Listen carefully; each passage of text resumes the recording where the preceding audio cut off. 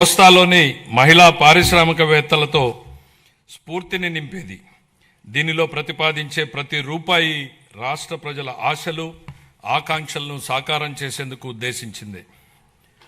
గత ప్రభుత్వ విధ్వంసకర పాలన చేసిన లోతైన గాయాలు, మిగిల్చిన చేదు అనుభవాలు మనం ఏం చేయకూడదో నిరంతరం గుర్తు చేస్తున్నాయి. గత ప్రభుత్వ దుష్పరిపాలన వల్ల రాష్ట్రానికి జరిగిన భారీ నష్టాన్ని, ఆర్థిక విధ్వంసాన్ని గమనంలో ఉంచుకుని 2024 సంవత్సర బడ్జెట్ ప్రవేశపెట్టాను. గత ప్రభుత్వం మిగిల్చిన గాయాలను మాన్పి 5 ఏళ్ల విషాదాన్ని దాటుకుని రాష్ట్రాన్ని పునర్నిర్మాణం చేసే దిశగా నడిపించేందుకు 2024 బడ్జెట్ బలమైన పునాది వేసింది. 2025 బడ్జెట్ స్వర్ణాంధ్ర 2047 లక్ష్యానికి అనుగుణంగా రాష్ట్రాన్ని అభివృద్ధి పథంలో నడిపించింది. అంత భారీ విధ్వంసానికి గురైన రాష్ట్రాన్ని పునర్నిర్మించేందుకు 2 ఏళ్లు చాలా తక్కువ సమయం. 2014లో జరిగిన అహేతుక విభజన రాష్ట్రానికి తగిలిన మొదటి దెబ్బ అయితే 2019-24 మధ్య అప్పటి ప్రభుత్వం చేసిన దుష్పరిపాలన రాష్ట్రానికి తగిలిన మరో పెద్ద షాక్.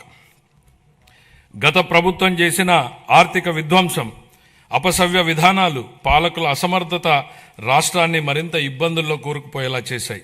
ఇన్ని సవాళ్లను ఎదుర్కొంటూ కూడా కూటమి ప్రభుత్వం అనుసరించిన నిర్మాణాత్మక విధానాల వల్ల జూన్ 24 నుండి ఈ 20 నెలల్లో రాష్ట్రం అద్భుతమైన అభివృద్ధి పథంలో సాగిందని చెప్పడానికి గర్వపడుతున్నాను.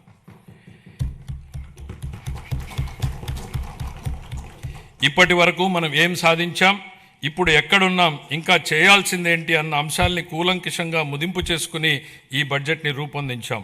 అటు ఉత్తరాంధ్ర నుంచి ఇటు రాయలసీమ వరకు ప్రజల జీవితాల్లో గొప్ప మార్పు తేవడం ఈ బడ్జెట్ ఉద్దేశం. మా లక్ష్యం కేవలం కాగితాలపై కనిపించే వృద్ధి లెక్కలు కానే కాదు, అభివృద్ధి సంక్షేమ ఫలాల్ని క్షేత్రస్థాయిలో ప్రజలకు అందేలా చేసి వారి జీవితాల్లో వెలుగులు చూడాలన్నదే మా తపన. విధ్వంసం నుంచి వికాసం దాకా 24 జూన్ నుండి ఇప్పటిదాకా సాగిన అభివృద్ధి ప్రయాణం నిజంగా అద్భుతం. 24-25లో అధికారంలోకి వచ్చిన మొదటి సంవత్సరంలోనే ఆర్థిక వ్యవస్థను మళ్లీ గాడిలో పెట్టాం. 19-24 మధ్య 10.3% పడిపోయిన ఆర్థిక వృద్ధి రేటుని 24-25లో 11.75% పెంచాం. 25-26లో ఎదురైన అనేక భౌగోళిక ఆర్థిక అనిశ్చితులను సృష్టించిన ప్రతికూల ప్రభావాల వల్ల ప్రపంచ ఆర్థిక వ్యవస్థ ఆటుపోట్లను ఎదుర్కొంది. కానీ భారత్ మాత్రం స్థిరంగా నిలబడింది. జమ్మూ కాశ్మీర్లో అమాయకులైన పర్యాటకుల్ని పొట్టన పెట్టుకున్న ఉగ్రవాద మూకలకు ఆపరేషన్ సింధూర్ పేరుతో భారత ప్రభుత్వం గట్టి జవాబునిచ్చింది.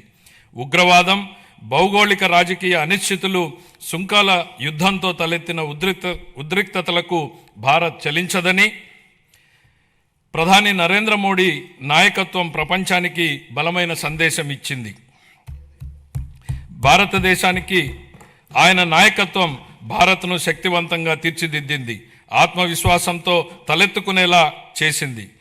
ఆయన ఈరోజు భారత ప్రపంచ వేదికపై సగర్వంగా తలెత్తుకునేలా చేశారు. కాబట్టే భారత్ కి బులంద్ పెహచాన్ హై మోడీ అని యావత్ జాతి మొత్తం మోడీ నాయకత్వాన్ని అండగా నిలబడింది.